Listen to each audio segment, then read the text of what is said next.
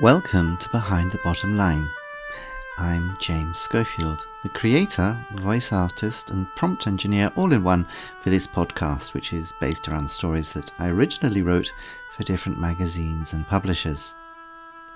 This is the last episode of season 9, so if you've missed the other episodes you should really go back and listen to them. But anyway, this is the last episode of season 9, and as always at the end of the season, this episode reflects on the story, where the story came from, and also something about my particular creative process. And if you listen to the end, you can hear a collection of some of my many bloopers from recording sessions. So first of all, let's have a look at the origin story. The first version of Seven Continents was actually published as a book by Summertown Publishing in 2008, and it was called Ekaterina. It was designed as a reader for advanced learners of business English, and it did quite well on the market, but had become quite dated in some respects. So I got the rights back for it from the owners after Summertown Publishing, and decided that I would rework it and bring it up to date for my podcast. And a bit later on, I'll look at some of the changes I made. So what about the setting? The diamond industry is extremely interesting because although diamonds have been highly valued for over 2,000 years, their current popularity only actually dates back to a phenomenally successful advertising campaign in 1947 by the De Beers Diamond Mining Corporation with the slogan, "Diamonds are forever." And this was specifically aimed at persuading couples to invest in a diamond engagement ring as a symbol of eternal love. It really is that recent. So anytime anybody says advertising campaigns don't work on me, nonsense. Of course they do. Yes, and although the story is meant to be entertainment, I do touch on some of the problems with diamonds. Probably everybody is familiar with blood diamonds, or the idea of blood diamonds. And so diamonds which come from areas of conflict and which are mined and then sold in order to fund the purchase of arms and other dreadful things in civil wars, places like Angola. And when I wrote the original version of Seven Continents in 2008, the Leonardo DiCaprio film Blood Diamond was actually quite new. I never saw the film, but I decided to look at the other big issue of diamond mining, the environmental damage that it can cause. So this involved quite a lot of research about pollution caused by the extraction process. And I have to admit, when I was rereading the book in preparation for the podcast, I was amazed at what I had found out at the time and a little bit disappointed at how much I had forgotten. I think the advantage about focusing on the environmental aspect, though, is that the story retains its relevance today, very obviously. What was interesting was how the vocabulary around the topic has changed. So back in 2008, nobody talked about sustainability. The topic was simply pollution. So now, of course, sustainability is the word of the moment. And anytime you see sustainability in this version, originally it was something like environmental damage or pollution.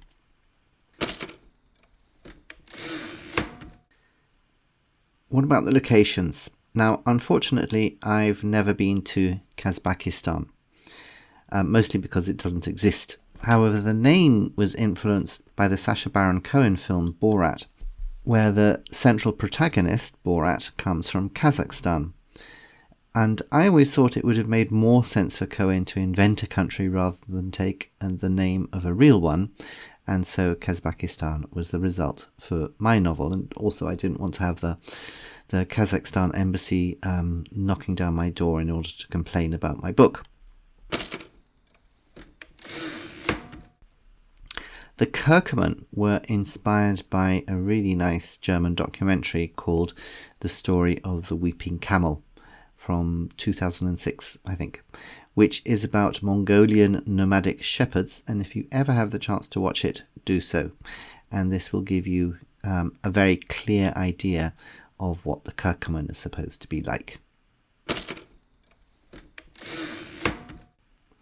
As you might guess, the scenes in England are largely drawn from my own experience. In particular, the visit that Kirill and Macy made to Ashdown Hall, the home of Tatiana and Gilbert Villiers in Sussex. And the exterior of the house and the countryside is a pretty accurate description of the school I went to from 8 until 13, called Ashdown House. The area is also where the Winnie the Pooh stories were set, so it has quite good literary credentials. And I'm ashamed to say one of its more notorious pupils was in fact Boris Johnson, though he was a few years after me.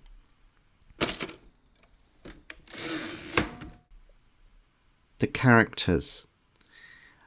One of the strangest things about my writing process is that the characters somehow and sometimes take on a life of their own as you create the story. So originally the character of Gilbert Villiers was supposed to be really, really bad. And I even had ideas of Kirill and Tatiana reviving their relationship and running off together at the end to live happily ever after. But Gilbert wasn't having any of that. And as the story developed, he basically became the victim that he seemed to be at the beginning. Now, Roy Marsden was always going to be a baddie, and that didn't shift during the writing process. But I had seen Villiers and Marsden working together in some way, but gradually that no longer made any sense. However, I think you can see that I don't really like Gilbert. He's a young version of the virgin entrepreneur Richard Branson, who I've always been suspicious of. He's just too popular. So I suspect that originally I wanted Gilbert to come to a bad end and end in prison because of my dislike for Richard Branson. But yeah, unfortunately the book and the writing refused to respect my wishes, and Gilbert and Tatiana remain happily married. But yeah, perhaps I should just write a sequel where a piano falls on his head, and this could help me to get closure on the topic. Roy Marsden is physically like a character I knew who worked in the theatre, but the real person was actually very kind and would never behave like Roy Marsden at all. But then the name Marsden was taken from somebody I really disliked at school. If I had to visualise a baddie, then Marsden was it.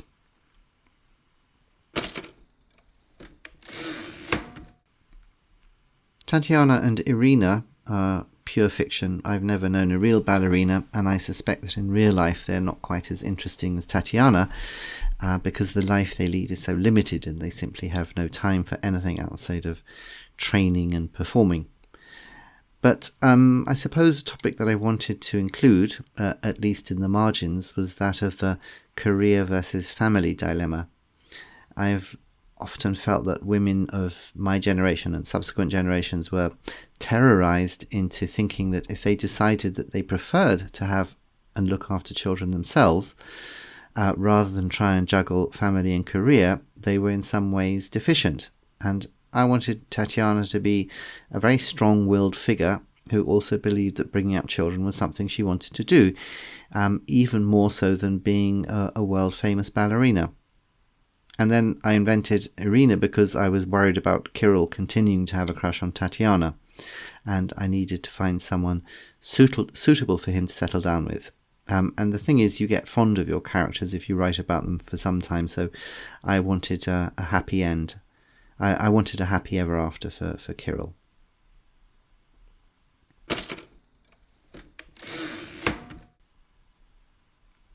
Kirill and Macy originally appeared in a business English coursebook series I wrote for Summertown Publishing called Double Trouble, back, I think, in 2006.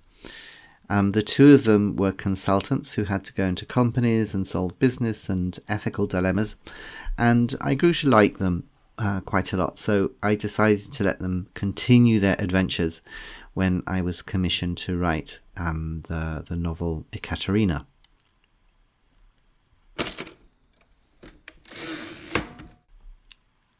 And then, of course, the rat in the diamond mine are also a central character. Now, as listeners of my podcast might know, I have, because it's come up before, I have a horror of rats, and so the whole scene underground with the rats is my worst nightmare.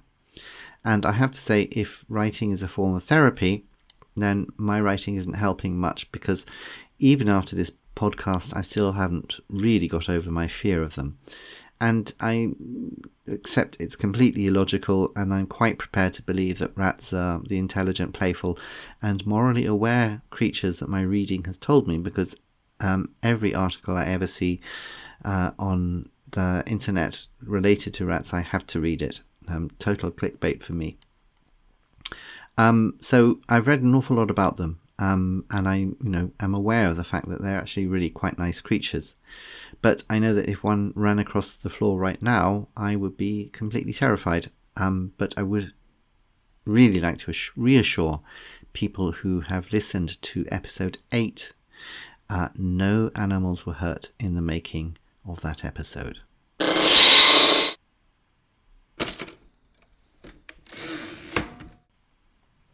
Sound effects and accents.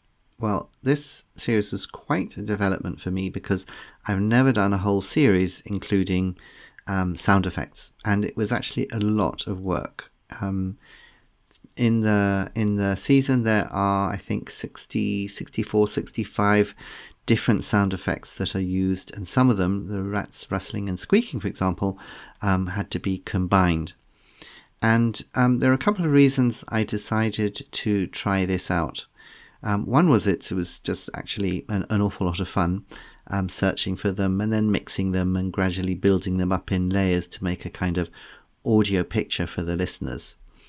And the other was that I hoped it would increase the degree of involvement that the listener felt with a story. So I'd be interested to know what you think about the whole sound effects topic, particularly if you know my earlier stories, which don't have any at all. So feel free, drop me a line on my website, www.behindthebottomline.com, using the chat function there. Now, as for the accents, these were really rather risky, and yeah, I'm sure probably at some point during the season you thought, "Ooh, that's not working out. It sounds like southeastern English there." Some I didn't even bother trying with. So, for example, I didn't try bothering with a North American accent for Macy, because it would have just been embarrassing. My Russian ones were loosely based on various Russian friends or colleagues I've known over the years, and I hope that none of them felt insulted when they heard how I portrayed them. The ones I had most fun with were Marsden, who I wanted to sound oily and self-satisfied, Hujink, the wicked South African, and Villiers, who I wanted to sound like a narcissistic, overprivileged businessman. You can see I really, really don't like him. And I think if I could have had a career in Hollywood, I would like to have been the person who did a voiceover for evil characters in Disney films, like Shere Khan in The Jungle Book or Scar in The Lion King. They always have British accents, which actually seems a little bit racist of Hollywood.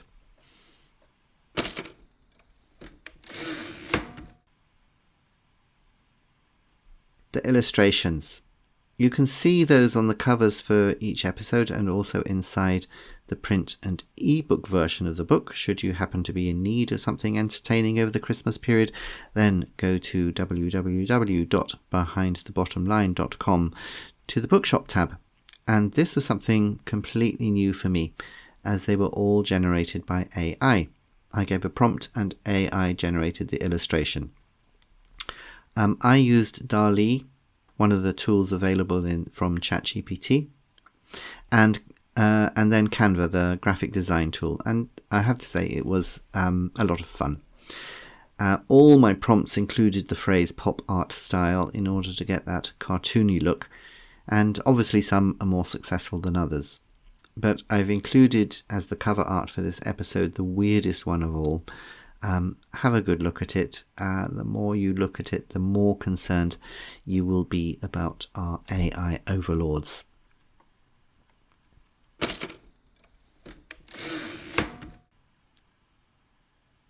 Earlier versions. So the proposal to the publisher for Seven Continents back in 2007 had one or two radical differences. And let me read you the dramatic ending I originally had in mind. Together with Kirill and Macy, they set a trap for Marsden. They sent him a text message, apparently from Hujink, asking him to go to St. James's Church, Piccadilly, with a copy of any email correspondence he had with Sergei relating to the pollution caused by Seven Continents in TÜV. This would then be collected by a messenger working for Hujink who would give him a password. The password was, "Can you tell me the way to Paxton and Whitfield?" The messenger, of course, is Irina, whom Marsden has never met. At first Marsden hands over the package, but the plan nearly fails when he suddenly realizes that Irina looks like her sister Tatiana. There is a dramatic chase down Piccadilly and through the London Underground, which ends when they get above ground, with Marsden being knocked down and killed by a taxi. I actually quite like the idea still of the password. Paxton and Whitfield, if you don't know, is a cheese shop in Piccadilly, or just behind Piccadilly. So I quite like the idea of that. I thought it would be funny. But also dramatic chases with people ending up being killed obviously stayed in my mind, because I actually used that for another novel which I have in my bottom drawer and has never been published, and maybe one day will be on Behind the Bottom Line. But for another novel I wrote, and that had a chase taking place at the Oktoberfest. But I think for Seven Continents, the idea of Roy Marsden chasing after anybody seems really very unlikely. So I think the end version that I came up with for Seven Continents is much better. When I came to look at the early version published in 2008, I was quite distressed by the amount of bad writing in it. I think I've got quite a lot better now as an author because of practice and practice and practice and practice. So I did quite a fair bit of rewriting. I mentioned earlier changing pollution into sustainability and things like that, but there were an awful lot of other things too. Because Marsden, for example, was just too wicked early on, and I decided it was better to tone him down, because in the first version it was just too obvious that he was the villain.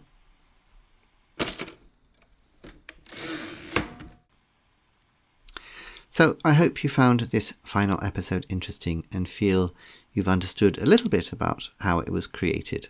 I find storytelling enormously satisfying as an activity, and if you were entertained by the story of Seven Continents or this Origins episode, then please tell your friends about it and share it in your circles. I would love to attract a wider public, and you are the best advocates for Behind the Bottom Line. I will be back next year with a collection of new stories, and until then, I hope you have a terrific Christmas and New Year, and that you will join me once again when Season 10 is launched. And just to round off this season, here are a collection of some of my bloopers from the creation of Seven Continents. So until next time, take care and goodbye.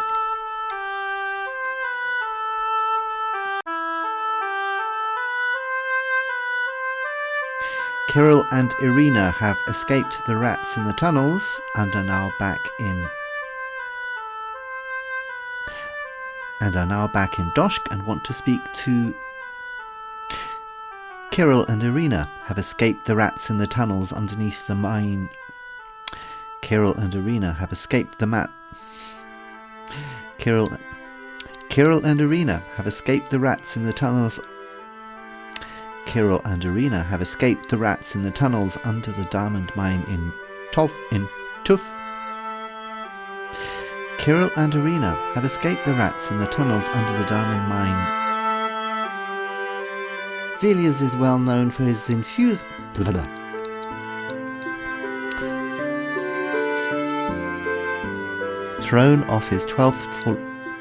thrown off his 12th floor balcony by persons unknown. Watching it gradually clear to reveal a very relaxed Captain Orbis sitting Achoo!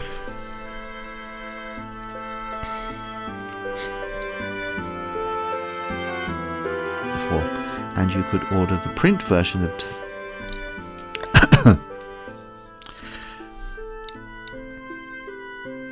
you could order the print, and that is set in the advertising industry.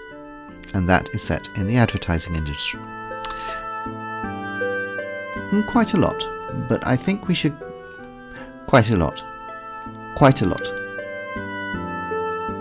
I can't imagine you think this was a useful way to spend Sir Gilbert's money, Miss Fiorentina.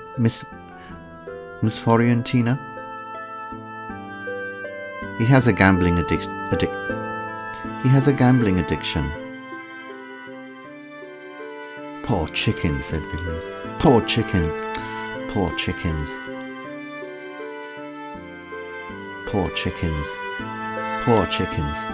said Villiers. Now, if you've been listening to the whole of this season, now if